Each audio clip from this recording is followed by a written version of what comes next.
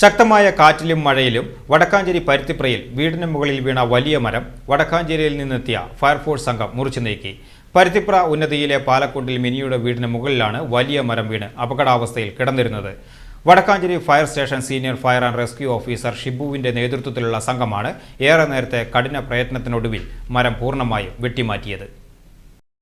Fire station ഓഫീസർമാരായ Shibu C, Gopakumar, Sudheesh Balakrishnan എന്നിവരടങ്ങുന്ന സംഘമാണ് മരം മുറിച്ചു നീക്കുവാനുള്ള രക്ഷാപ്രവർത്തനങ്ങൾക്ക് നേതൃത്വം നൽകിയത്. വ്യാഴാഴ്ച രാവിലെ പെയ്ത ശക്തമായ കാറ്റിലും മഴയിലുമാണ് വീടിന് മുകളിലേക്ക് മരം മറിഞ്ഞു വീണത്. ഈ സമയത്ത് വീടിനുള്ളിൽ ഉറങ്ങിക്കിടക്കുകയായിരുന്ന 52 വയസ്സുള്ള വീട്ടമ്മ മിനിയുടെ തലയിലേക്ക് മേൽക്കൂരയിലെ ഓട് പൊട്ടി വീഴുകയും ഇവർക്ക് പരിക്കേൽക്കുകയും ചെയ്തിരുന്നു.